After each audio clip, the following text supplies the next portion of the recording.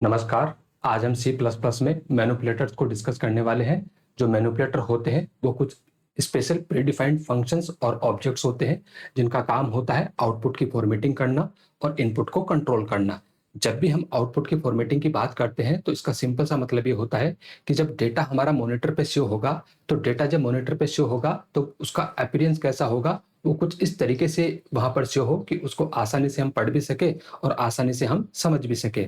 और जब भी बात हम इनपुट के कंट्रोलिंग की करते हैं तो इसका सिंपल सा मतलब ये होता है कि जब डेटा हम कीबोर्ड से रीड कर रहे होंगे तो उस केस में जो हमारे व्हाइट स्पेस कैरेक्टर्स है उनको हम किस तरीके से डील करेंगे। और व्हाइट स्पेस कैरेक्टर्स में हमारा स्पेस होता है, टेब होता है, न्यू लाइन होता है। तो ये सारी की सारी जो चीजें होती है वो किसके थ्रू कंट्रोल होती है, सी प्लस प्लस में मैनिपुलेटर के थ्रू कंट्रोल होती है। तो आइए डिस्कस करते हैं।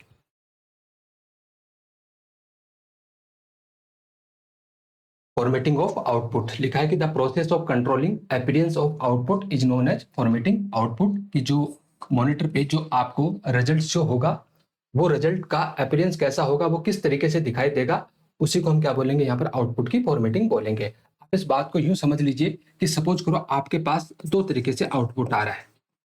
यहाँ नेम है और मार्क्स है। जैसे हमने लिखा राम 36, श्यामलाल 48, सलमान खान 68। ये जो आउटपुट आपको नजर आ रहा है ये कुछ स्क्रीन पे इस तरीके से नजर आ रहा है। दूसरे वाला केस आप ऐसे डिस्कस कीजिए कि आपके पास लिखा हुआ नेम एंड मार्क्स। यहाँ पर लिखा हुआ आपके पास Ram and marks is 36, Shyamlal and marks is 48, फिर लिखा हुआ आपके पास Salman Khan and marks is 68। तो ये दो तरीके से आपको आउटपुट नजर आ रहा है। ठीक है, तो जब आप रीडिंग की बात करोगे, जब आप इसको समझने की बात करोगे तो आप बोलोगे कि जो सेकंड वाला जो फॉर्मेट है, ठीक है, वहां से अपने को आउटपुट अच्छे से नजर आ रहा है। वहां से अपने को जो आउटपुट है वो अच्छे से नजर आ रहा है एज कंपेयर टू जो हमारा पहले वाला जो आउटपुट हमें नजर आ रहा है। तो अगर हमें इस तरीके से आउटपुट को फॉर्मेट करना है प्रॉपर तरीके से, तो इस काम को करने के लिए हम इसका यूज करेंगे, मैनिपुलेटर का यूज करेंगे। तो C plus plus provide various formatting facility through manipulator.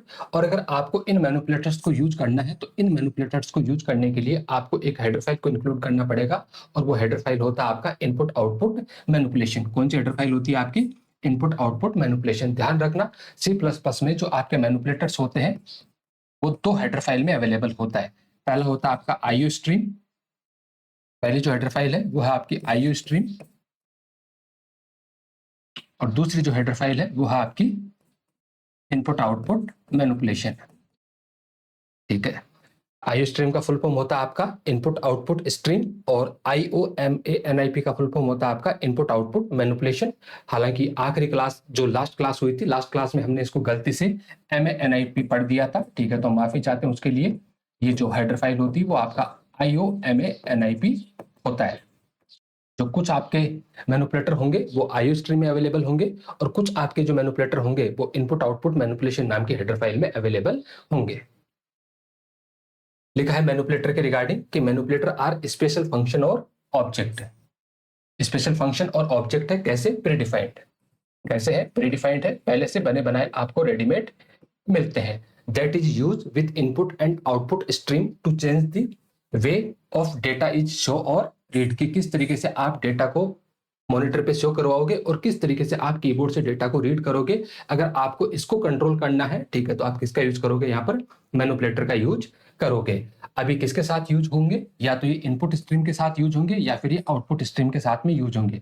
अगर इनपुट स्ट्रीम की बात की जाए तो सी इन हमारे पास इनपुट स्ट्रीम होगा, और अगर आउटपुट स्ट्रीम की बात की जाए तो सी आउट होता है हमारे पास आउटपुट स्ट्रीम। मुझे पूरी उम्मीद है कि आप इस वाले लेक्चर को जब देख रहे हो तो उससे पहले आपने प्रीवियस वाले लेक्चर को आप जरूर देख के आए होंगे, जहां पर हमने सी इन और सी आउट को हमने वहां पर अच्छे से डिस्कस कर रखा है कि सी इन का काम क्या होता है और सी आउट का काम क्या होता है। The manipulator are use when we want to, जब हमें कुछ ऐसे काम करने हो, जैसे हमें विड्थ सेट करनी हो, हमें प्रिसिशन सेट करना हो, अगर हमें अलाइनमेंट को क्या करना हो, कंट्रोल करना हो, अगर हमें कुछ कैरेक्टर को फिल करना हो एम्प्टी स्पेसेस पे, या फिर हमें किसी नंबर का बेस चेंज करना हो या नंबर का बेस में कन्वर्जन करना हो, जैसे कि हमें डेसिमल को ऑक्टल में कन्वर्ट करना हो, डेसिमल को हेक्साडेसिमल में कन्वर्ट करना हो, तो ऐसे काम के लिए हम किसका यूज करते हैं, यहाँ पर मैनिपुलेटर का यूज करते हैं। याद होगा आपको, जब जब सी में हम आउटपुट की फॉर्मेटिंग करते हैं तो आउटपुट की फॉर्मेटिंग हम प्रिंटफ फंक्शन के अंदर जब फॉर्मेट स्पेसिफाई लिखते हैं तो उस फॉर्मेट स्पेसिफायर के साथ में ही करते हैं। याद होगा आपको, जब हम फॉर्मेट स्पेसिफाई लिखते हैं तो फॉर्मेट स्पेसिफाई लिखने का सिंपल सा सिंटेक्स कुछ ऐसा होता है, सबसे पहले हमें परसेंट वाला सिंबल लिखना होता है और परसेंट वाले सिंबल के बाद में हम लिखते हैं फॉर्मेट स्पेसिफाई। उसके बाद हम लिख देते हैं यहाँ पर फॉर्मेट स्पेसिफाई। फॉर एग्जाम्पल जैसे हमने लिखा %C, %D, %F, इस तरीके से हम फॉर्मेट स्पेसिफायर को सी में लिखते थे। लेकिन ऐसा लिखते थे तो हम किसी भी तरीके से वहां पर आउटपुट की फॉर्मेटिंग नहीं कर रहे होते थे। अगर हमें एक्चुअल में आउटपुट की फॉर्मेटिंग करनी है तब हम इस फॉर्मेट स्पेसिफायर को कुछ इस तरीके से लिखते थे। सबसे पहले हम परसेंट वाला सिंबल लिखते थे, उसके बाद अगर हमें जरूरत है तो हम फ्लैग को लिखते थे, उसके बाद अगर हमें जरूरत है तो हम विड्थ को लिखते थे, उसके बाद अगर हमें रिक्वायरमेंट है तो पॉइंट के बाद हम क्या लगाते थे, प्रिसिशन, और उसके बाद हम लिखते थे यहाँ पर स्पेसिफायर कैरेक्टर। स्पेसिफाई कैरेक्टर कोई भी हो सकता है, वो सी हो सकता है, डी हो सकता है, एफ हो सकता है, एल एफ हो सकता है, आई हो सकता है, ओ हो सकता है, एक्स हो सकता है। तो उसके बाद हम स्पेसिफाइड कैरेक्टर लिखते थे। तो यहाँ पर जो आपका फ्लैग है, विड्थ है और जो आपका प्रिसिशन है, ये तीनों कैसे होते हैं, यहाँ पर ऑप्शनल होते हैं। आपको जिसकी रिक्वायरमेंट है आप उसको यूज कर लीजिए। अगर आपको विड्थ की रिक्वायरमेंट है तो आप विड्थ को यूज कर लीजिए, फ्लैग और प्रिसिशन को आप रहने दीजिए। अगर आपको प्रिसिशन की रिक्वायरमेंट है तो आप फ्लैग और विड्थ को रहने दीजिए, आप केवल किसको यूज कर सकते हो, यहाँ पर प्रिसिशन को यूज कर सकते हो। और जब सी लैंग्वेज में हमने इनपुट आउटपुट वाला प्रोसीजर पढ़ा था तब हमने इस काम को बहुत अच्छे से वहां पर देखा था कि किस तरीके से फ्लैग, विड्थ और प्रिसिशन सी लैंग्वेज में काम करते हैं। लेकिन अगर यही काम हमें किस में करना हो, C++ में करना हो, विड्थ को कंट्रोल करना हो, किसी फ्लैग का यूज करना हो, प्रिसिशन को कंट्रोल करना हो, तो ऐसा करने के लिए हम किसका यूज करेंगे, यहाँ पर मैनिपुलेटर का यूज करेंगे।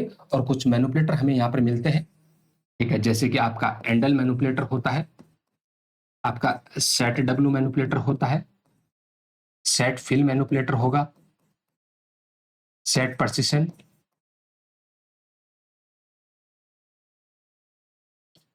इसके अलावा आपका डेसिमल है, ऑक्टल है, हेक्साडेसिमल है, बूल अल्फा है, नो बूल अल्फा है, वाइट स्पेस है, स्किप वाइट स्पेस है, नो स्किप वाइट स्पेस है, ठीक है। इसके अलावा आप शो पॉजिटिव है, नो शो पॉजिटिव है, ऐसे बहुत सारे मैनिपुलेटर्स आपको यहाँ पर मिलते हैं और वन बाय वन करके हम उनको डिस्कस करने वाले हैं। अब इनमें से कुछ मैनिपुलेटर आपके सी आउट के साथ में काम में आएंगे और कुछ मैनिपुलेटर आपके यहाँ पर सीन के साथ में काम में आएंगे। मतलब जो मैनिपुलेटर आपका आउटपुट स्ट्रीम के साथ एसोसिएट है वो सी आउट के साथ में यूज किया जाएगा, और जो मैनिपुलेटर आपका इनपुट स्ट्रीम के साथ एसोसिएट है उसको आप किसके साथ यूज करोगे, सीन के साथ में यूज करोगे। और इन मैनिपुलेटर में कुछ मैनिपुलेटर आपके आईओ स्ट्रीम नाम के हेडर फाइल में अवेलेबल है और कुछ इनपुट जो आपके मैनिपुलेटर है वो आपके इनपुट आउटपुट मैनिपुलेशन नाम के हेडर फाइल में रखे हुए हैं, IOMANIP। आप आसानी से याद रखने के लिए आप ऐसा लिख सकते हो कि जो आपका सेट डब्ल्यू, सेट फिल और सेट प्रिसिशन, ये जो तीनों फॉर्मेट स्पेसिफायर है, सॉरी ये जो तीनों आपके मैनिपुलेटर है, ये तीनों मैनिपुलेटर कौन सी वाली हेडर फाइल में होते हैं, IOMANIP में होते हैं। बाकी ऑलमोस्ट C++ में जितने भी मैनिपुलेटर है वो सारे के सारे कौन सी वाली हेडर फाइल में मिलेंगे, आपको IO स्ट्रीम नाम के हेडर फाइल में मिलेंगे। अब तक इससे सवाल नहीं आते थे, ठीक है, लेकिन आजकल के कॉम्पिटिटिव एग्जाम में यहाँ मैनिपुलेटर से भी सवाल पूछने लग गए हैं, ठीक है। अब यहाँ से सवाल ये हो सकता है कि कौन से मैनिपुलेटर का क्या काम है, और दूसरा सवाल आपका ये हो सकता है कि कौन सा वाला मैनिपुलेटर आउटपुट स्ट्रीम के साथ में यूज में आएगा और कौन सा मैनिपुलेटर आपका इनपुट स्ट्रीम के साथ में यूज आएगा, या कौन सा वाला मैनिपुलेटर आपका कौन सी वाली हेडर फाइल में होता है। होते क्या है ये, तो आप कहोगे कि प्रीडिफाइंड फंक्शंस और प्रीडिफाइंड ऑब्जेक्ट होते हैं। काम क्या होता है, तो काम के लिए आप बोलोगे कि या तो हमें आउटपुट की फॉर्मेटिंग करनी हो या अगर हमें इनपुट को कंट्रोल करना हो तो उस केस में हम किसका यूज करते हैं, यहाँ पर मैनिपुलेटर का यूज करेंगे। अब कुछ मैनिपुलेटर है जो किसके साथ एसोसिएट है, वो आपके आउटपुट स्ट्रीम के साथ में एसोसिएट है तो उनको हम बोलेंगे आउटपुट स्ट्रीम मैनिपुलेटर। सबसे पहला आपका एंडल मैनिपुलेटर, और एंडल मैनिपुलेटर का काम क्या होता है, move cursor to the next line and flush the output buffer. ये दो काम करेगा आपका। सबसे पहले आपका जो कर्सर है उसको अगली लाइन के बिगिनिंग में भेज देगा, और उसके जस्ट बाद जो भी आउटपुट बफर में कंटेंट रखा हुआ है उस आउटपुट बफर के कंटेंट को क्या कर देगा, ये फ्लश कर देगा, क्लियर कर देगा। अब जब भी आप आउटपुट बफर को फ्लश या क्लियर करने की बात आती है तो इसका सिंपल सा मतलब ये होता है कि आपका जो आउटपुट बफर है, ठीक है, उस बफर में जो भी कंटेंट रखा हुआ है उसको इमीडिएटली कहां पर भेज दीजिए, आप उसको स्क्रीन पे या मॉनिटर पे उसको इमीडिएटली आप वहां पर सेंड कर दीजिए। तो ये वाला जो काम है वो आपका कौन कर देता है, एंडल। दोनों काम साथ कर देता है, कर्सर को अगली लाइन के बिगिनिंग में भी भेज देगा और साथ में आपके आउटपुट बफर को फ्लश भी कर देगा। अगर आपको केवल आउटपुट बफर को फ्लश करवाना है तब आप कौन से मैनिपुलेटर का यूज करोगे, फ्लश मैनिपुलेटर का यूज करोगे। तो इमीडिएटली क्लियर या flush the output buffer without moving to a new line, मतलब बिना नई लाइन पे मूव हुए अगर आपको क्या करना हो, सिर्फ आउटपुट बफर को फ्लश करना हो, तब आप किसका यूज करोगे, फ्लश का यूज करोगे। तो आप ऐसा कह सकते हो कि जो आपका एंडल होता है, एंड ऑफ लाइन मैनिपुलेटर जो होता है, end of line manipulator basically आपके बैकस्लैश एन और फ्लश ये दोनों काम करता है। यस, बिल्कुल ये दोनों काम करता है। सबसे पहले ये कर्सर को क्या करेगा, अगली लाइन के बिगिनिंग में भेजता है, और उसके बाद आउटपुट बफर को क्या कर देगा, ये फ्लश कर देगा। मतलब जो भी आउटपुट बफर में रखा हुआ है उसको इमीडिएटली वो मॉनिटर पे भेज देगा। कैसे यूज करोगे, यूज करने का सिंपल सा सिंटैक्स होता है, क्योंकि किसके साथ एसोसिएट है, तो आप कहोगे कि ये आउटपुट स्ट्रीम के साथ में एसोसिएट है। तो सी आउट, और सपोज करो आपने लिखा यहां से सुराकू, और फिर आपने लिखा एंड ऑफ लाइन मैनिपुलेटर, और फिर आप स्टेटमेंट लिखते हो cout and let's say academy.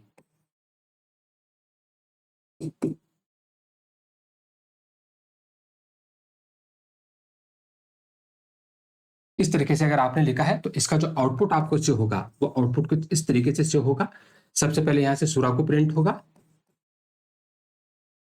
सुराकू print होने के बाद जैसे एंडल एनकाउंटर होगा उसी टाइम पे कर्सर जो यहाँ ब्लिंक कर रहा था वो अगली लाइन के बिगिनिंग में ब्लिंक करने लग जाएगा, और उसके बाद आपका यहाँ से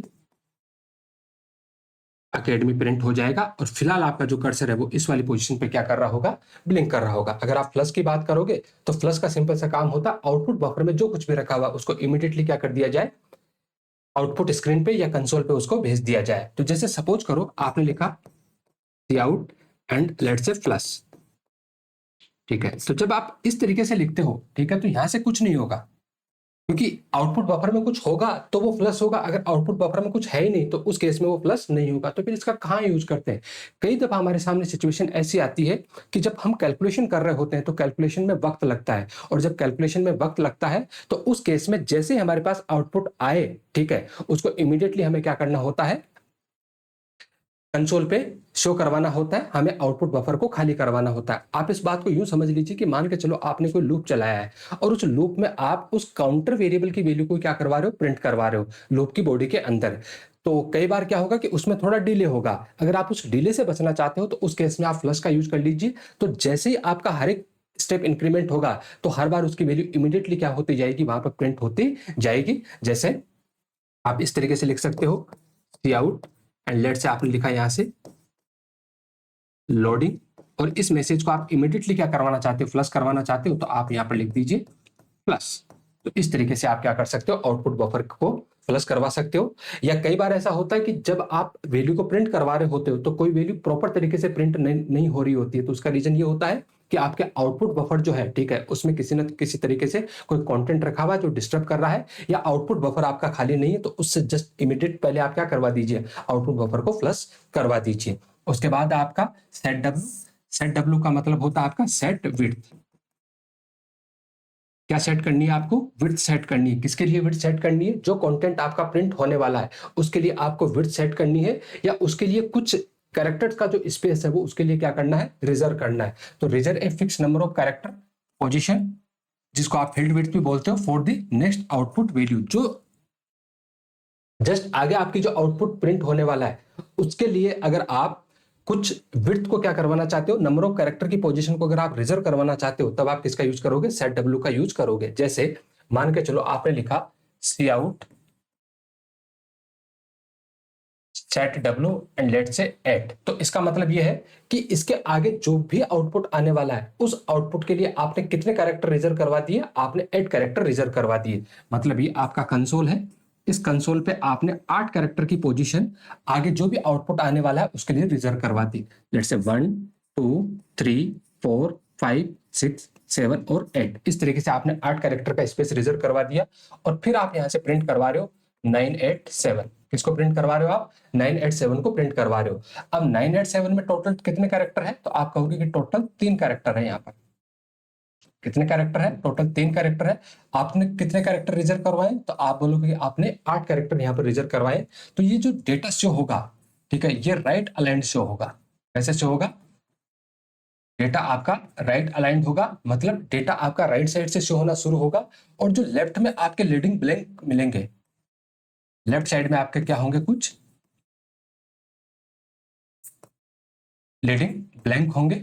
और उन लीडिंग ब्लैंक को किससे फिल किया जाएगा? उनको आप यहाँ पर स्पेस से क्या करोगे? फिल करोगे। तो यहाँ से कंटेंट आपका प्रिंट हो जाएगा 987। कंटेंट आपका प्रिंट हुआ 987। और उससे पहले 5 स्पेस यहाँ पर क्या रहेंगे? उन जो 5 जो कैरेक्टर होंगे उनकी जगह यहाँ पर क्या प्रिंट हो जाएगा? आपका स्पेस प्रिंट हो जाएगा। मतलब जब आपको एक कंसोल पे ये जो आउटपुट दिखेगा तो उससे पहले 5 कैरेक्टर का यहाँ पर स्पेस नजर आएगा और उसके बाद आपका कंटेंट रहेगा यहाँ पर 987। नेक्स्ट आता है आपके पास सेट फिल। देखो अभी आपने यहां पर सेट डब्ल्यू की हेल्प से 8 कैरेक्टर का आपने विड्थ रिजर्व करवाया था। कंटेंट कितना है आपके पास? 987। 3 कैरेक्टर आए तो 5 में क्या रखा हुआ है? स्पेस रखा हुआ है। मतलब ये किससे फिल हुआ है? तो ये स्पेस से फिल हुआ है। मतलब बाय डिफॉल्ट जो सेट फिल होता है उसका काम क्या होता है? स्पेस को फिल करने का। अगर आप इसको किसी स्पेसिफिक कैरेक्टर से क्या करवाना चाहते हो, आप फिल करवाना चाहते हो, तब आप किसका यूज करोगे? सेट फिल का यूज करोगे। किस तरीके से लिखोगे आप? जैसे आपने लिखा सी आउट, सी आउट के बाद में आप लिखोगे सेट फिल। उसके बाद आपने एक कैरेक्टर लिखा है यहाँ पर हैश। उसके बाद आपने लिखा सेट डब्ल्यू। सेट डब्ल्यू में लिखा आपने 8। और उसके बाद आपने कंटेंट लिखा लेट से 1 2 3।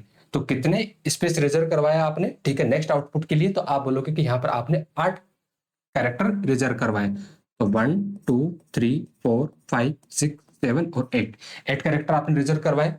क्या प्रिंट करवाया आपने? 1 2 3। ठीक है, अलाइनमेंट के लिए आपने कुछ भी नहीं लिख रखा है। इसका मतलब है कि डिफॉल्ट अलाइनमेंट कैसा है इसका? राइट अलाइंड है। तो डेटा यहाँ से प्रिंट हो जाएगा आपका 1 2 3। उसके बाद आपने बोला है कि किससे फिल करना है? जो लीडिंग ब्लैंक है उन लीडिंग ब्लैंक को आपको हैश वाले सिंबल से क्या करना है? फिल करना है। तो आपने हैश 5 बार आपका यहाँ पर क्या आ जाएगा? हैश वाला सिंबल आ जाएगा। अब यहां आप कंफ्यूज मत हो ना, इनका जो ऑर्डर है, इनका ऑर्डर कोई मैटर नहीं करता। आप चाहो तो ऐसे भी लिख सकते हो, सी आउट सेट डब्ल्यू 8 सेट फिल। लेट से इस बार आपने एस्ट्रिक सिंबल लिखा एंड कंटेंट आपने लिखा है यहां से 905। तो वही आपने 8 स्पेस यहां पर रिजर्व करवाए, 8 कैरेक्टर 6 7 और 8। कंटेंट क्या प्रिंट हो रहा है आपका? 905। राइट अलाइंड होगा तो डेटा आ गया आपके पास 905। और उसके बाद जो लीडिंग ब्लैंक है किससे फिल करना है आपको? ठीक है, तो आपको एस्ट्रिक वाले सिंबल से फिल करना है। तो 5 बार आपका यहाँ पर एस्ट्रिक वाला सिंबल मिल जाएगा। जब आप इन तीनों स्टेटमेंट को चलाओगे तो इन तीनों स्टेटमेंट से आपको आउटपुट कुछ इस तरीके से नजर आएगा। तो सेट फिल में लिखा है कि change the character use by fill empty spaces created by set W.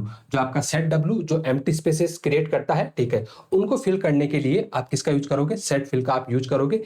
किसी भी स्पेसिफिक कैरेक्टर से आप उनको रिप्लेस कर सकते हो। जरूरी नहीं कि आप हैश या एस्ट्रिक से यूज करो। अगर आप उनको कैपिटल पी से फिल करना चाहते हो तो फिर आप यहाँ पर कैरेक्टर में क्या पास कर देना? सिंगल कोट्स में कैपिटल पी पास कर देना। तो वो कैपिटल पी से क्या हो जाएंगे? फिल हो जाएंगे। उसके बाद आपके लेफ्ट और राइट दो अलाइनमेंट है, ठीक है। बाय डिफॉल्ट जो अलाइनमेंट होता है वो कौन सा होता है? राइट, हमने देख लिया। अगर आपको लेफ्ट अलाइन करना है तब आप किसका यूज करोगे? लेफ्ट का यूज करोगे। तो align the output value towards the left side of the specified field width. जो आपने फील्ड विड्थ स्पेसिफाई की है, ठीक है, अगर आप उससे लेफ्ट साइड की तरफ से डेटा को फिल करवाना चाहते हो तब आप लेफ्ट मैनिपुलेटर का यूज करोगे। और अगर आप उसको राइट साइड से फिल करवाना चाहते हो, ठीक है, तब आप किसका यूज करोगे? राइट मैनिपुलेटर का यूज करोगे। और ये कैसा होता है आपका? ये डिफॉल्ट अलाइनमेंट आपका होता है। जैसे मान के चलो आपने लिखा कुछ इस तरीके से, सी आउट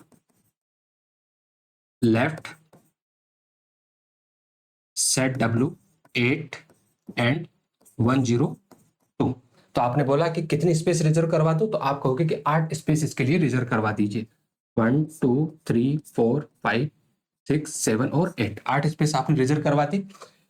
कंटेंट क्या आपका 102, लेकिन जो ये कंटेंट होगा इसका अलाइनमेंट कैसा होगा, तो आप कहोगे कि इसका अलाइनमेंट होगा लेफ्ट साइड से, मतलब 102। कि यहाँ पर कोई कंटेंट है या नहीं, तो आप कहोगे कि बिल्कुल यहाँ पर कंटेंट है। क्या आपका स्पेस है? अगर आप वेरीफाई करना चाहते हो तो आप ऐसे लिख दीजिए सी आउट एंड लेट से आपने लिखा सुरेश। क्या लिखा आपने? सुरेश। तो हमें पता है कि आपने टोटल विड्थ जो है वो 8 कैरेक्टर की लिखी थी, मतलब कर्सर आपका यहाँ ब्लिंक कर रहा होगा और उसके बाद आप यहाँ से क्या प्रिंट करवा रहे हो? सुरेश। तो सुरेश आपको यहाँ से नजर आएगा। ठीक है, मैं उम्मीद करता हूँ ये बात आपको समझ में आई होगी। और अगर आप इसको राइट अलाइन करना चाहते हो, जो कि डिफॉल्ट अलाइंड होता है, दैट मीन्स ये वाला जो स्टेटमेंट है, इस वाले स्टेटमेंट को आप ऐसा भी लिख सकते हो, cout right set W 8 and 987, दोनों के आउटपुट में कोई भी फर्क नहीं है। अगर आप राइट नहीं भी लिखोगे तो भी डिफॉल्ट अलाइनमेंट कैसा माना जाएगा? आपका राइट ही माना जाएगा। लेफ्ट में आप कंफ्यूज मत होना, ठीक है, कि डेटा का अलाइनमेंट लेफ्ट से हो रहा है, लेकिन जो आपने विड्थ सेट की है वो विड्थ अभी भी कितनी है आपकी? 8 ही है वो विड्थ। और अगर आप वेरीफाई करना चाहते हो तो उसके जस्ट इमीडिएट बाद आप कोई भी मैसेज प्रिंट करवा दीजिए, वो 8 कैरेक्टर की जो विड्थ आपने रिजर्व करवाई है उसके आगे क्या होगा? आपका प्रिंट होगा। तो इस तरीके से endl plus set W set fill left right, इनको हमने डिस्कस कर लिया। और ये किसके साथ एसोसिएट है? तो आप कहोगे कि ये आउटपुट स्ट्रीम के साथ में एसोसिएट है। और भी बहुत सारे मैनिपुलेटर है जो किसके साथ एसोसिएट है? आपके आउटपुट स्ट्रीम के साथ में, क्योंकि इनपुट स्ट्रीम के साथ में तो केवल और केवल आपके 3 जो मैनिपुलेटर है वही एसोसिएट है। नेक्स्ट है आपके पास सेट प्रिसिशन। लिखा है कि control the precision of floating point number. Precision का मतलब होता है एक्यूरेसी। प्रिसिशन का मतलब क्या होगा यहाँ पर? एक्यूरेसी। ठीक है, control the precision of floating point number. अब ये 2 तरीके से यूज होता है, या तो ये बिना फिक्स के साथ में यूज होगा या फिर ये फिक्स के साथ में यूज होगा। फिक्स क्या है यहाँ पर? अगेन आपका एक मैनिपुलेटर है, ये रहा आपका फिक्स्ड मैनिपुलेटर।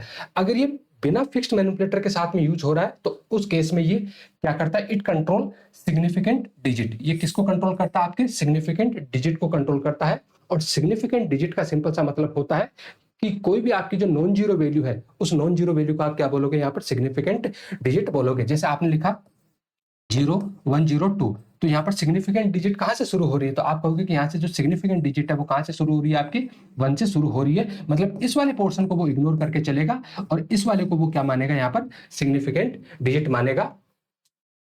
और अगर आप फिक्स मैनिपुलेटर के साथ में इसको यूज कर रहे हो, then it control digit after the decimal point.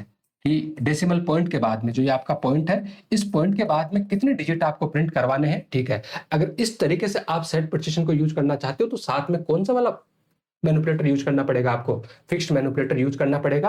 और अगर आपने फिक्स्ड मैनिपुलेटर को यूज नहीं किया है तो उस केस में किसकी तरह काम करेगा? सिग्निफिकेंट डिजिट की तरह काम करेगा। एग्जाम्पल से समझो इस बात को। जैसे आपने लिखा यहाँ से सी आउट और उसके बाद आपने लिखा set precision,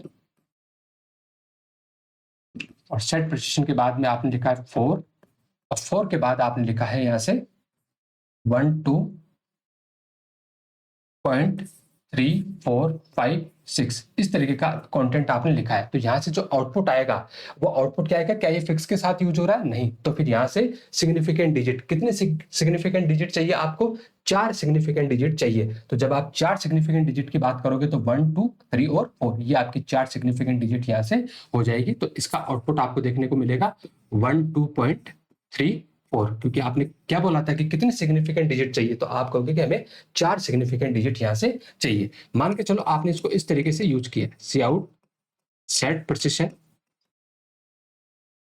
and let say आपने लिखा 5 एंड 987.5678, इस तरीके से आपने लिखा। तो इसका आउटपुट क्या आएगा? आपने बोला कि कितने सिग्निफिकेंट डिजिट चाहिए आपको? 5 चाहिए, तो 987, ये आपका 987.3 हो गई, 56, और चूंकि ये राउंड ऑफ करेगा तो इसको ये कर देगा आगे 57। तो यहां से क्या डेटा प्रिंट हो जाएगा? आपका 987.57। और अगर यही आपका किसके साथ यूज हो रहा है? फिक्स के साथ यूज हो रहा है। तो जब आप फिक्स का यूज करोगे तब किस तरीके से यूज होगा? अकेला फिक्स कैसे काम करेगा? Display floating point number in fix point notation instead of scientific notation. अगर आप किसी डेटा को साइंटिफिक नोटेशन में अगर प्रिंट नहीं करवाना चाहते हो, तब आप किसका यूज करोगे? फिक्स नोटेशन का आप यूज करोगे। कैसे? जैसे आपने लिखा सी आउट, मैं पहले बिना फिक्स के आपको कंसेप्ट समझाता हूं सी प्लस प्लस का, और आपने लिखा लेट से 987.45, इस तरीके से आपने सी प्लस प्लस में लिखा है। तो जब आपने इस तरीके से सी प्लस प्लस में लिखा है, तो जैसा आपने लिखा है एज इट इज आपका प्रिंट हो जाता है 987.45। सी की तरह यहां से बाद में 000 या डेटा को बाद में यहां से राउंड ऑफ नहीं किया जाता है। जैसा डेटा आपने लिखा है एज इट इज आपका डेटा प्रिंट हो जाएगा। लेकिन अगर आपने फिक्स के साथ में इसको यूज किया, लेट से सी आउट फिक्स एंड 987.45, तो उस केस में इसका जो रिजल्ट आएगा वो ऐसा आएगा 987.45। और फिक्स क्या करता है? पॉइंट के बाद में 6 डिजिट प्रिंट करेगा। अब 2 तो आपके पास आ गई, 4 यहां पर वो क्या लगा देगा? आपके 0 लगा देगा। तो फिक्स का मतलब आपको समझ में आया। और अगर आप फिक्स के साथ में सेट प्रिसिशन को यूज करोगे, तो उस केस में ये डेसिमल के बाद में आपको कितने डिजिट प्रिंट करवाने, उस चीज को आप कंट्रोल कर रहे होंगे। जैसे आपने लिखा cout fix set precision, let's say 3 and 987.456025, इस तरीके से आपने लिखा है। तो आपने फिक्स के साथ में यूज किया है। इसका मतलब है कि आप डेसिमल पॉइंट के बाद कितने डिजिट चाहते हो? डेसिमल पॉइंट के बाद आप 3 डिजिट चाहते हो। तो इसका जो आउटपुट आपको देखने को मिलेगा वो कुछ ऐसा मिलेगा। 987 पॉइंट के बाद कितने डिजिट? 3 डिजिट आपको चाहिए। तो आपने कहा 4 5 6, चूंकि आगे 0 है तो फिर यहाँ से राउंड ऑफ होने की कोई गुंजाइश नहीं है। इस तरीके का डेटा यहाँ से आपको प्रिंट हो जाएगा। उसके बाद आपका साइंटिफिक, अगर आपको फिक्स फॉर्मेट में ना चाह के डेटा आपको किस फॉर्मेट में चाहिए? साइंटिफिक फॉर्म में चाहिए, मतलब display floating point number in scientific notation, मतलब एक्सपोनेंशियल वाली फॉर्म में अगर आपको डेटा चाहिए, अब आप किसका यूज करते हो? यहां से साइंटिफिक जो आपका मैनिपुलेटर है उसका यूज करोगे। कैसे लिखोगे आप इसको?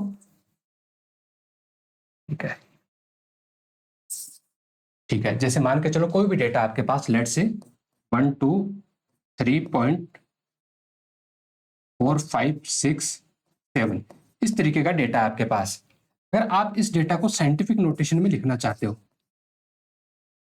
इस डेटा को आप साइंटिफिक नोटेशन में लिखना चाहते हो। अब साइंटिफिक नोटेशन क्या होता है, साइंटिफिक नोटेशन में क्यों लिखना होता है, इस बात को हमने जब सी लैंग्वेज में हम प्रिंटफ फंक्शन को पढ़ रहे थे, वहां पर जब हम इनपुट आउटपुट वाला प्रोसीजर देख रहे थे, वहां पर एक पूरी की पूरी क्लास हमने ले रखी है कि किस तरीके से फ्लोटिंग पॉइंट नंबर को कंप्यूटर सिस्टम में स्टोर करवाया जाता है और किस तरीके से फ्लोटिंग पॉइंट नंबर को जब प्रिंट करवाते हैं तो प्रिंट करवाया जाता है। अभी मैं इतना बता देता हूं कि इसका साइंटिफिक नोटेशन क्या होगा। तो जब भी आप किसी भी फ्लोटिंग पॉइंट नंबर को साइंटिफिक नोटेशन में लिखते हैं, तो पॉइंट के बाद केवल, पॉइंट से पहले केवल एक डिजिट आता है, और वो डिजिट आपका कैसा होता है? Non zero. कैसा डिजिट होता है आपका? नॉन जीरो डिजिट होता है। उसके बाद पॉइंट के बाद यहां से 6 डिजिट प्रिंट होते हैं। पॉइंट के बाद कितने डिजिट चाहिए? 6 डिजिट चाहिए होंगे। और उसके बाद यहां पर एक्सपोनेंट के लिए ई आता है, ठीक है। और उसके बाद आपने कितनी पावर को बढ़ाया है, या आपकी जो पावर नेगेटिव में है या पॉजिटिव में है, उस तरीके से यहाँ पे अगर आपकी पावर पॉजिटिव में है तो जो भी पावर आएगी वो प्लस में आ जाएगी, और अगर आपकी पावर नेगेटिव में है तो जो भी पावर होगी वो आपके नेगेटिव में आ जाएगी। अब ये आपके पास नंबर था 123.4567। बोला है कि पॉइंट से पहले केवल कितनी डिजिट होनी चाहिए? एक ही डिजिट होनी चाहिए, वो भी कैसी? Non zero. अब इसको अगर पॉइंट से पहले एक डिजिट अगर आपको चाहिए, तो इस पॉइंट को आपको 2 कदम लेफ्ट की तरफ क्या करना पड़ेगा? शिफ्ट करना पड़ेगा। 2 कदम आपको लेफ्ट की तरफ शिफ्ट करना पड़ेगा। और जब आप इसको 2 कदम लेफ्ट की तरफ शिफ्ट करोगे, तो एग्जैक्टली आप इस नंबर को क्या कर रहे हो? 100 से मल्टीप्लाई तो कर रहे हो। कैसे? जैसे मान के चलो आपके पास नंबर था 123.4567, और मैं कहता हूं कि मैं इस नंबर को ऐसे कन्वर्ट करना चाहता हूं 1.2345667। अगर मुझे इसको वापस ये वाला नंबर बनाना हो, तो एग्जैक्टली मुझे क्या करना पड़ेगा? इसको 100 से गुणा ही तो करना पड़ेगा। जैसे मैं इस नंबर को 100 से गुणा करूंगा, उसी टाइम पे नंबर वापस से क्या बन जाएगा? आपका 123.4567 बन जाएगा। ऐसा क्यों किया हमने? क्योंकि मुझे पॉइंट से पहले केवल और केवल क्या चाहिए? एक डिजिट।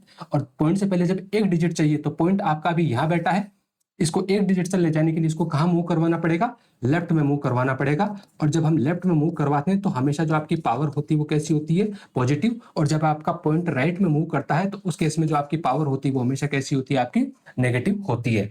और आप 100 को कैसे लिख सकते हो, 2 3 4 5 6 7 इंटू 10 की पावर 2, ऐसा आप लिख सकते हो, बिल्कुल आप लिख सकते हो। तो जो आपका ये 10 है, इस 10 का मतलब होता है आपका ई, और 2 जो है वो आपकी पावर हो जाएगी 2। अब यहां से जो पावर आपकी वो पॉजिटिव है नेगेटिव, तो आप कहोगे कि आपकी पावर यहां से कैसी है, पॉजिटिव है। दैट मीन्स अगर आप इसी नंबर को अगर साइंटिफिक नोटेशन में प्रिंट करवाना चाहते हो तो आप लिखोगे सी आउट, सी आउट के बाद में लिखोगे साइंटिफिक, साइंटिफिक के बाद में आपको वो नंबर जिसको आप साइंटिफिक नोटेशन में प्रिंट करवाना चाहते हो, लेट से आपने लिखा 1 2 3.4 5 6 7, इसको आप प्रिंट करवाना चाहते हो। तो जब ये वाला नंबर प्रिंट होगा तो वो किस तरीके से प्रिंट होगा, 1.2 3 4 5 6 7, कितने डिजिट हो गए यहाँ पर, ये 6 डिजिट हो गए। अगर 6 ना होते तो फिर 0 यहाँ पर लिख दिया जाता। उसके बाद आपका ई, और ई के बाद में जो आपकी पावर है वो पावर कैसी है, आपकी पॉजिटिव में है, तो प्लस पावर आपकी पॉजिटिव में है तो 002। अगर आप 16 बिट कंपाइलर पे लिखोगे तब आपकी जो पावर होती है वो 2 डिजिट में लिखी जाती है, और जब आप 32 बिट कंपाइलर को यूज करोगे तो उस केस में आपकी पावर यहां से आपको 3 डिजिट में मिलेगी। क्योंकि ये 2 ही है तो फिर 002 यहां पर लिख दिया जाएगा। अगर आपको ये जो ई है अगर ये कैपिटल लेटर में चाहिए, मतलब ये इस तरीके से चाहिए, तो उसके लिए इसमें एक और मैनिपुलेटर होता है आपका C++ में, अपर केस नाम से। इस नाम से, अपर केस नाम से एक और मैनिपुलेटर होता है। आप इससे जस्ट पहले अपर केस को आप लिख दोगे, तो जैसे आप अपर केस को लिखोगे जो आपका ई है वो किस में प्रिंट होने लग जाएगा, आपका कैपिटल में प्रिंट होने लग जाएगा। फिर भी अगर आपको साइंटिफिक नोटेशन में किसी भी तरह की कोई दिक्कत है तो आप एक बार सी वाली प्लेलिस्ट में जाके उस वाली वीडियो को आप देख लीजिए, ठीक है, जहां से आपको ये पूरी की पूरी बात अच्छे से क्लियर हो जाएगी। उसके बाद है आपका अगला शो पॉइंट। शो पॉइंट का काम क्या होता है, force the decimal point and trailing zero to be displayed even if they are not necessary. अगर उनकी रिक्वायरमेंट नहीं है फिर भी अगर आप क्या करवाना चाहते हो, पॉइंट को शो करवाना चाहते हो, तब आप शो पॉइंट का यूज करोगे। बात को समझो, कहना क्या चाह रहा है। मान के चलो आपने C++ में कुछ इस तरीके से लिखा है सी आउट 10.0, तो आप मुझे बताइए कि इसका आउटपुट क्या आएगा। तो इसका आउटपुट आएगा केवल 10। इसका आउटपुट क्या आएगा, केवल 10 आएगा, क्योंकि पॉइंट के बाद 0 है जिसका कोई सेंस नहीं है। तो C++ थोड़ा सा स्मार्ट है इस मामले में, और वो केवल और केवल क्या देगा, यहां से 10 देगा। लेकिन जब ये 10 आया तो क्या ये 10 आपका इंटीजर है, नहीं, ये 10 आपका इंटीजर नहीं है। नंबर कैसा था आपका, यहां से डबल टाइप का था, तो ये नंबर अभी भी कैसा आपका डबल ही है। लेकिन पॉइंट के बाद आपके यहाँ पर कोई यूजफुल कंटेंट नहीं था, इसलिए उसने पॉइंट के बाद वाले कंटेंट को नहीं लिखा है। अगर आप इस पॉइंट को शो करवाना चाहते हो तो उस केस में आपको लिखना पड़ेगा यहाँ पर एक मैनिपुलेटर सी आउट शो पॉइंट। कौन सा मैनिपुलेटर, शो पॉइंट, और उसके बाद आप लिख दीजिए 10.0। तो यहां से जो आपको आउटपुट मिलेगा वो 10.0 यहां से आपको आउटपुट मिल जाएगा। तो इस पॉइंट को शो करवाने के लिए आप कौन से मैनिपुलेटर का यूज करते हो, शो पॉइंट मैनिपुलेटर का यूज करोगे।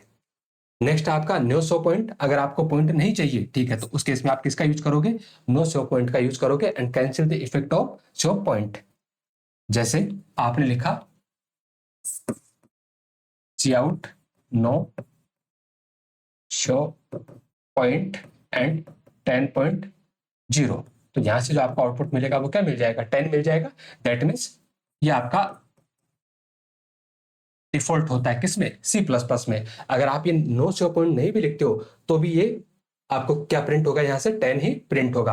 अब मान के चलो आपका कंटेंट कुछ ऐसा है, नो शो पॉइंट आपने लिखा और लेट से आपका कंटेंट है 10.0001, इस तरीके से आपका डेटा है। तो इस केस में क्या प्रिंट होगा, क्या पॉइंट प्रिंट होगा या नहीं, ऑफ कोर्स आपका पॉइंट प्रिंट होगा। अगर पॉइंट के बाद में कोई यूजफुल कंटेंट लिखा हुआ है तो उस केस में नो शो पॉइंट को क्या करवा दिया जाएगा, यहां से इग्नोर करवा दिया जाएगा, डेटा आपका प्रिंट होगा 10.001। ठीक है, तो ये तभी काम करते हैं, ठीक है, जब आपके पास कोई रिक्वायर्ड या नेसेसरी डेटा नहीं होता है, उसी केस में ये काम करेंगे। तो शो पॉइंट, पॉइंट को शो करवाने के लिए, ठीक है, और नो शो पॉइंट, पॉइंट को शो नहीं करवाने के लिए नहीं भी लिखते हो तो C++ में डिफॉल्ट जो होता है वो आपका क्या होता है, नो शो पॉइंट ही होता है। नेक्स्ट जो आपके मैनिपुलेटर है, ठीक है, वो भी आपके आउटपुट स्ट्रीम के साथ में एसोसिएट है। पहला आपका शो पीओएस, और शो पीओएस का मतलब होता है शो पॉजिटिव। शो पॉजिटिव आमतौर पे जब भी हम किसी प्रोग्रामिंग लैंग्वेज की बात करते हैं, वो चाहे आपका सी हो या सी प्लस प्लस हो, उसमें जब भी हम पॉजिटिव नंबर को प्रिंट करवाते हैं तो पॉजिटिव नंबर हमेशा बिना प्लस साइन के क्या होते हैं, प्रिंट होते हैं। अगर आपको इस प्लस साइन को प्रिंट करवाना है, मतलब पॉजिटिव नंबर से पहले अगर आपको प्लस साइन चाहिए, तो उस केस में आप किसका यूज करोगे, शो पॉजिटिव मैनिपुलेटर का यूज करोगे। कैसे लिखोगे, जैसे आपने लिखा सी आउट एंड 56, तो यहां से क्या प्रिंट होगा, आपका 56 पॉजिटिव नंबर है, बिना साइन के प्रिंट होगा। अगर आपने पॉजिटिव साइन चाहिए तो आप लिखोगे शो पॉजिटिव और उसके बाद आपने लिखा यहां से 56, तो अब यहां से जो आउटपुट आपको मिलेगा वो +56 मिलेगा। मान के चलो कंटेंट आपका ऐसा है, शो पॉजिटिव और डेटा आपके पास गिवन है -56, तो उस केस में क्या प्रिंट होगा, तो ध्यान रखना उस केस में आपका -56 ही प्रिंट होगा। ठीक है, जो शो पॉजिटिव है वो किसके लिए काम करता है, पॉजिटिव नंबर के लिए काम करता है। अगर पॉजिटिव नंबर है तो आपका प्लस का साइन ऐड कर देगा, अगर आपका नंबर पॉजिटिव नहीं है तो उस केस में शो पॉजिटिव कोई भी काम नहीं करेगा और आपका नंबर अभी भी कैसा प्रिंट होगा, -56 ही प्रिंट होगा। नो शो पॉजिटिव, ठीक है, ये डिफॉल्ट होता है। ठीक है, जो आपका शो पॉजिटिव है उसके स्कोप को क्या कर देता है, ये खत्म कर देता है। ठीक है, मतलब हो या ना हो, जब ये आप यूज नहीं करते हो तब भी आपके पॉजिटिव नंबर के साथ में किसी भी तरह का पॉजिटिव साइन आपका प्रिंट नहीं होता है। जैसे मान के चलो आपने लिखा cout and no show positive and date आपने लिखा 56। ठीक है, तो 56 पॉजिटिव है तो बिना साइन के आएगा ये, तो क्या आ जाएगा 56। मान के चलो आपने डेटा कुछ ऐसा लिखा है, no show positive and minus के 56। ठीक है, तो यहां से क्या प्रिंट होगा, तो यहां से आपका माइनस का 56 ही प्रिंट होगा। ठीक है, अगेन ध्यान रखना ये किसके लिए काम करता है, पॉजिटिव के लिए काम करता है। जब नंबर आपका नेगेटिव है तो फिर इन दोनों मैनिपुलेटर का यहां से कोई इंपैक्ट नहीं आएगा, किसी भी तरह का कोई इफेक्ट आपको देखने को नहीं मिलेगा। उसके बाद आपका bool alpha and no bool alpha. देखो सी प्लस प्लस में हमें पता है कि जो ट्रू और फॉल्स टाइप की जो वैल्यू होती है उनको डील करने के लिए हमारे पास में एक नया डेटा टाइप होता है जिसको हम बोलते हैं बूल डेटा टाइप। अब बूल डेटा टाइप की पॉसिबल वैल्यू क्या क्या हो सकती है, तो आप कहोगे कि बूल डेटा टाइप की पॉसिबल वैल्यू या तो ट्रू होगी या फिर फॉल्स होगी।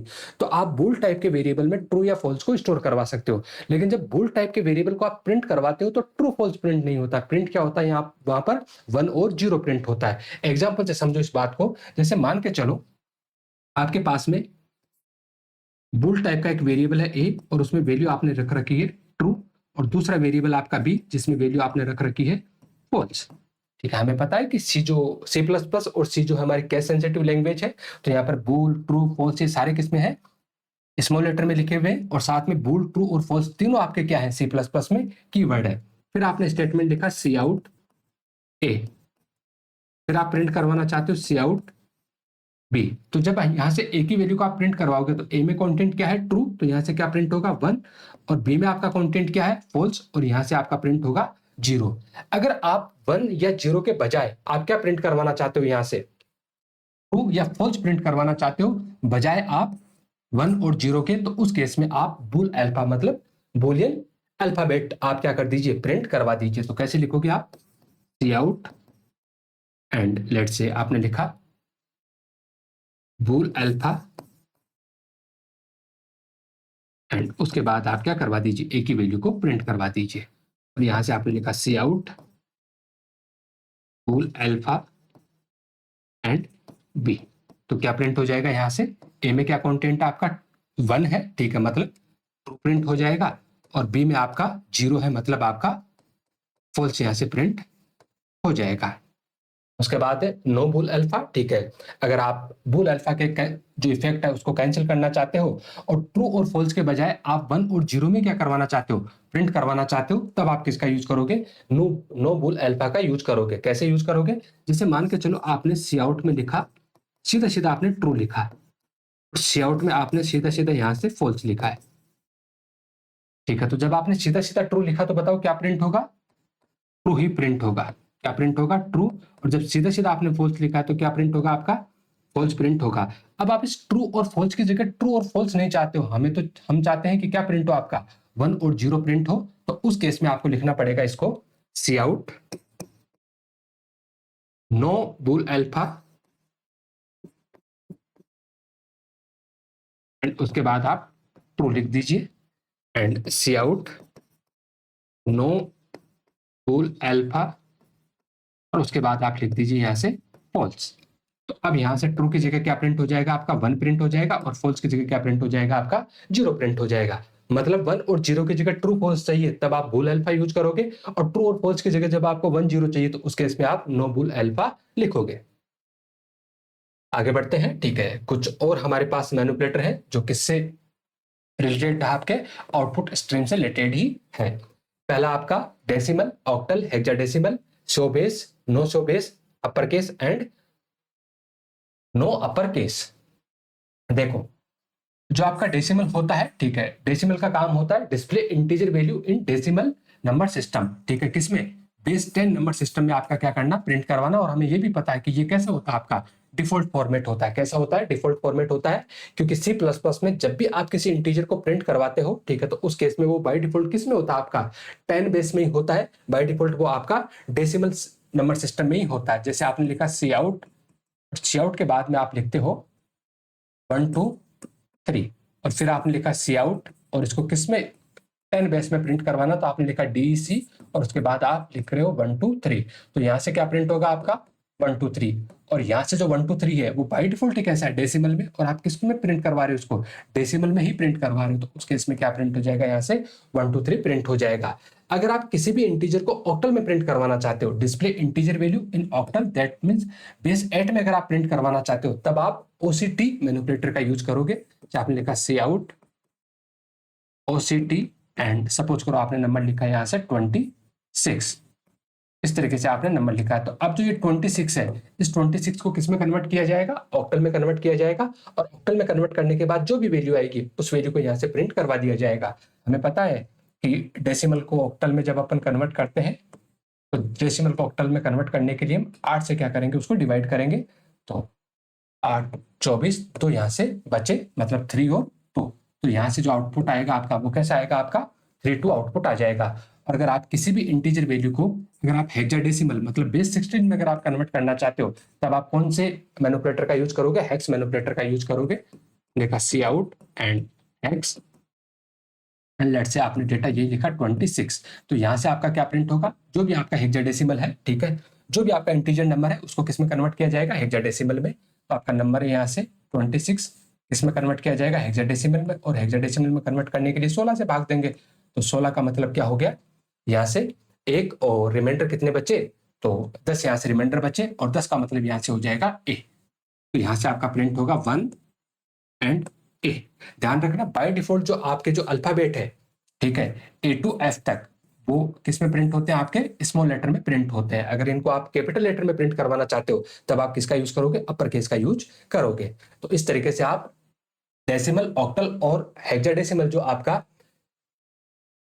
मैनिपुलेटर है उनको आप यूज कर सकते हो। जो डेसिमल है वो आपका डिफॉल्ट है, नहीं भी लिखोगे तो भी बाय डिफॉल्ट इंटीजर नंबर को क्या माना जाता है, डेसिमल 10 बेस का ही माना जाएगा। उसके बाद आपका शो बेस, अगर आपको बेस को शो करवाना है, display the base prefix along with octal and hexadecimal number. अगर आप ऑक्टल और हेक्साडेसिमल नंबर के साथ में अगर उनकी बेस आपको शो करवाना चाहते हो कि ये नंबर आपका ऑक्टल में है और ये नंबर आपका हेक्साडेसिमल है में है, तो उस केस में आप शो बेस का यूज करोगे। ध्यान रखना, सी प्लस प्लस जैसी लैंग्वेज में अगर किसी भी नंबर के आगे प्रीफिक्स आपका 0 आ जाता है, इसका मतलब है कि वो जो आपका नंबर है वो कैसा है, ऑक्टल है। और अगर आपका प्रीफिक्स 0 स्मॉल x या 0 कैपिटल X आ जाता है, तो उस केस में वो नंबर कैसा आपका हेक्साडेसिमल में है। बाय डिफॉल्ट हेक्साडेसिमल के लिए जो x प्रिंट होता है वो हमेशा स्मॉल लेटर में प्रिंट होता है। सी प्लस प्लस में अगर आपको कैपिटल लेटर में प्रिंट करवाना, तो अगेन आपको किसका यूज करना पड़ेगा, अपर केस का यूज करना पड़ेगा। अभी जैसे ये नंबर आपका 32 नजर आ रहा है, ये नंबर आपका 1A नजर आ रहा है, ठीक है, लेकिन क्या इनके आगे बेस लिखा हुआ है, नहीं। आप इस 32 को देख के नहीं बता सकते कि ये नंबर आपका ऑक्टल है या फिर ये नंबर आपका डेसिमल है। अगर आप बेस लेना चाहते हो तो किसका यूज करोगे, शो बेस का यूज करोगे। तो आप लिखोगे सी आउट, सी आउट के बाद में आप लिखोगे शो बेस, उसके बाद आप लिखोगे ऑक्टल, और कौन सा वाला नंबर 26। तो इस ये वाला स्टेटमेंट चलने के बाद जो आपका आउटपुट देखने को मिलेगा, वो आउटपुट देखने को मिलेगा 0 3 2। और अगर आप हेक्साडेसिमल के साथ में लिखते हो, जैसे आपने लिखा cout show base and x and 26, तो उस केस में इसका आउटपुट आपको देखने को मिलेगा 0 स्मॉल x 1 स्मॉल a।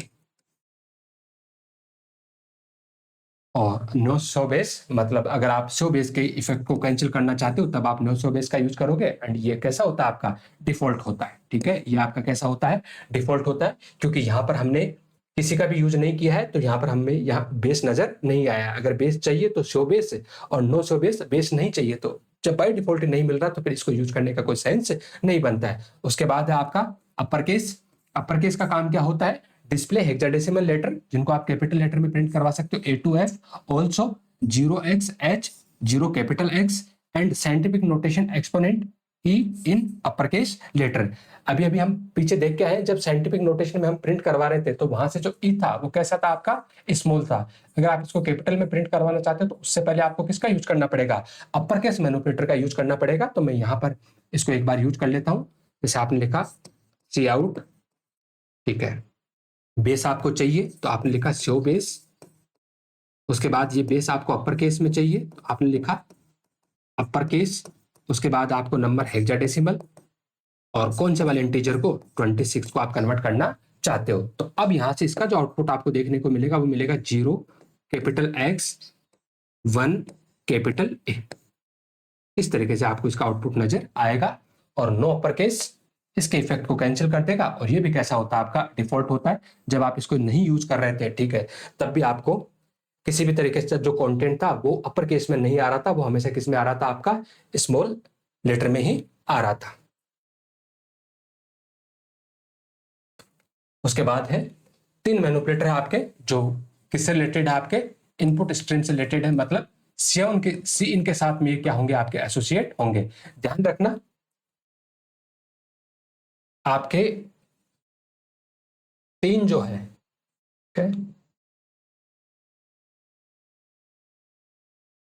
आपका सेट डब्ल्यू और सेट फिल, ये दोनों आपके कौन से हेडर फाइल में बैठे हैं, तो आप कहोगे कि ये दोनों आपके कौन से हेडर फाइल में है, IOMANIP नाम की हेडर फाइल में बैठे हैं, ठीक है। इसके अलावा एक और था आपका सेट प्रिसिशन, ये भी आपको कहां मिलेगा, IOMANIP नाम की हेडर फाइल में। बाकी C++ में जितने भी मैनिपुलेटर है जो अभी हमने डिस्कस किए हैं वो सारे के सारे कहां पर बैठे हैं, आपके IO स्ट्रीम नाम के हेडर फाइल में बैठे हैं। अब आपके पास 3 मैनिपुलेटर है जो किसके साथ एसोसिएट है, इनपुट स्ट्रीम के साथ में एसोसिएट है, मतलब वो सीन के साथ में एसोसिएट है। ऑफ कोर्स ये जो तीनों है, इन तीनों का जो डिक्लेरेशन है वो कौन से वाले हेडर फाइल में है, तो आप कहोगे IO स्ट्रीम नाम की हेडर फाइल में ही इनका डिक्लेरेशन होता है। तो सबसे पहला है आपका स्किप WS। स्किप WS का मतलब है skip white space characters. Skip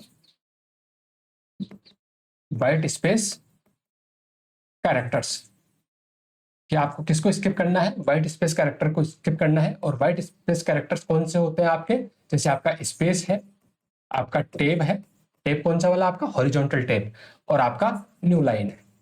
इन तीनों को C++ जैसी लैंग्वेज किसकी तरह ट्रीट करती है, व्हाइट स्पेस की तरह ट्रीट करती है। एक बार मैं इन तीनों को डिस्कस करूं उससे पहले एक छोटे से एक सवाल का आप जवाब दीजिए कि सपोज करो आपने एक कैरेक्टर टाइप का वेरिएबल बना रखा है CH, और उसके बाद आपने सीन के थ्रू इसमें डेटा रीड किया है CH, और मान के चलो जब कंसोल विंडो पे जैसे सीन चलेगा तो स्क्रीन यहां पर होल्ड होगी, और आपने यहां पर पहले 3 बार स्पेस दिया, और 3 बार स्पेस देने के बाद आपने क्या किया, कैपिटल R, और कैपिटल R प्रेस करने के बाद में आपने हिट किया यहां से एंटर की, तो इस CH नाम का वेरिएबल बना।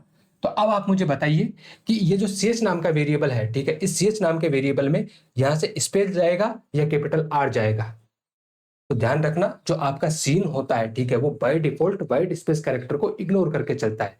जो आपका सीन ऑब्जेक्ट होता है, ठीक है, इनपुट स्ट्रीम के साथ जो एसोसिएट है वो बाय डिफॉल्ट आपके व्हाइट स्पेस कैरेक्टर को इग्नोर करके चलता है। मतलब ये पहले वाले स्पेस को क्या करेगा, इग्नोर करेगा, अगले स्पेस को क्या करेगा, इग्नोर करेगा, अगले स्पेस को क्या करेगा, इग्नोर करेगा। उसके बाद क्या मिला, कैपिटल R, और जैसे एंटर की हिट करोगे इस कैपिटल R को किस में पहुंचा दिया जाएगा, आपके CH में पहुंचा दिया जाएगा। तो यहां से क्या आ जाएगा, आपका कैपिटल R आ जाएगा, भले आपने उससे पहले कितनी स्पेस दी हो, कितनी आपने न्यू लाइन दी हो, या कितनी आपने टेप दी हो, सबको क्या करेगा, वो इग्नोर करेगा। जैसे मान के चलो आप आउटपुट इस तरीके से ना देके, सॉरी इनपुट आप इस तरीके से ना देके, आपने एंटर की हिट की, फिर आपने एंटर की हिट की, उसके बाद फिर आपने एंटर की हिट की, उसके बाद आपने 2 स्पेस, और 2 स्पेस के बाद में आपने लिखा क्या, कैपिटल क्यू, तब भी आपका इस CH में कौन सा वाला कैरेक्टर जाएगा, कैपिटल क्यू ही इसमें जाएगा, क्योंकि आपका स्पेस हो, चाहे आपका टैब हो, चाहे आपका न्यू लाइन हो, ये तीनों को वो किसकी तरह मानेगा, व्हाइट स्पेस की तरह मानेगा और इनको इग्नोर करेगा आपका सीन। तो ये सीन का आपका डिफॉल्ट बिहेवियर होता है। अब आप चलते हैं स्किप व्हाइट स्पेस पे, WS पे, automatically ignore leading white space characters while taking input है। ये ऑटोमेटिकली क्या करेगा, जो भी आपके व्हाइट स्पेस कैरेक्टर है, ठीक है, उनको क्या करेगा, इग्नोर करेगा। लीडिंग मतलब पहले जो है, and this is the default behaviour of cin. मतलब आप स्किप WS को यूज करो या ना करो, कोई फर्क नहीं पड़ेगा। आपका जो सीन होता है वो बाय डिफॉल्ट क्या करता है, स्किप WS को लेके ही काम करता है। मतलब अगर आप इस तरीके से लिखना चाहते हो, cin skip white space, skip white space and CH, तो दोनों जो स्टेटमेंट है वो आपके कैसे है, सेम है। दोनों स्टेटमेंट आपके कैसे है, सेम है। और उसके बाद लिखा नो स्किप। अगर आप स्किप नहीं करवाना चाहते हो तब आप किसका यूज करोगे, नो स्किप व्हाइट स्पेस का आप यूज करोगे। तो डिसेबल व्हाइट स्पेस स्किपिंग, कि आप इनकी जो स्किपिंग हो रही थी व्हाइट स्पेस कैरेक्टर की, उनको आप डिसेबल करना चाहते हो। Space tab and new line character are treated as normal input character. अब इनको किसकी तरह ट्रीट किया जाएगा, नॉर्मल इनपुट की तरह ट्रीट किया जाएगा। जैसे आपने लिखा कैर पी, स्मॉल p है, और फिर आप लिखते हो cin no skip white space and p, और आप डेटा कुछ इस तरीके से इनपुट करवा रहे हो। ये आपका p नाम का वेरिएबल कहीं बना है, और जब आप डेटा इनपुट करवा रहे हो तो आपने लिखा यहां से स्पेस, फिर स्पेस, फिर स्पेस, फिर r, और उसके बाद आपने क्या हिट किया है, एंटर की को हिट किया है। तो ध्यान रखना, आपने लिखा no skip white space character, तो सबसे पहले क्या मिला आपको, व्हाइट स्पेस कैरेक्टर स्पेस मिला। क्या इसको स्किप करना है, नहीं, इसको स्किप नहीं करना है। तो इमीडिएटली इसको किस में पहुंचा दिया जाएगा, आपके p में पहुंचा दिया जाएगा। और आप यूं मान के चलिए कि p में आपका क्या आ चुका है, एक स्पेस आ चुका है। और जो WS होता है, ठीक है, WS का काम होता है remove all leading white space character space tab new line before reading input, ठीक है। और ये आमतौर पे किसके साथ यूज होता है, ये आपके गेटलाइन फंक्शन के साथ में यूज होता है, ठीक है। तो आप इसको इस तरीके से समझ लीजिए, ठीक है, कि जो गेटलाइन फंक्शन के थ्रू जब आप मल्टीवर्ड स्ट्रिंग को रीड करते हो, तो उस केस में डेटा को रीड करने से पहले उसके आगे जितने भी स्पेस टैब और न्यू लाइन आपके रखे हुए हैं, उन सबको वो क्या कर देगा, इग्नोर कर देगा। इस बात को आप इस तरीके से समझिए, ठीक है। मान के चलो आपके पास एक वेरिएबल है इंट टाइप का, लेट से एज, फिर एक वेरिएबल आपके पास स्ट्रिंग टाइप का, लेट से नेम, ठीक है। C++ में आपकी स्ट्रिंग क्लास होती है, तो आप स्ट्रिंग क्लास का ऑब्जेक्ट बना के आप स्ट्रिंग को क्या कर सकते हो, यहां से डील कर सकते हो। अब आपने डेटा कुछ इस तरीके से लिया है, लेट से आपने लिखा सीन, और सीन के बाद में आपने लिखा एज, और फिर आप स्ट्रिंग को रीड करवाने के लिए गेटलाइन फंक्शन का यूज करोगे, तो आपने लिखा गेटलाइन, इस इनपुट स्ट्रीम से डेटा चाहिए, तो आपने कहा सीन से चाहिए, ठीक है। और उसके बाद डेटा को कहां पहुंचाना है, तो आपने बोला कि नेम नाम के ऑब्जेक्ट में डेटा को पहुंचाना है। जब आपका ये वाला कोड चलेगा तो इसका कंसोल विंडो पे रिफ्लेक्शन कुछ ऐसा होगा। मान के चलो ये आपकी कंसोल विंडो है, ठीक है। तो सबसे पहले आप एज इनपुट करोगे, तो लेट से आपने किया 23, और उसके बाद आपने किया एंटर की हिट, और उसके बाद चलेगा आपका गेट लाइन। लेकिन ध्यान रखना, जब आपका कीबोर्ड से डेटा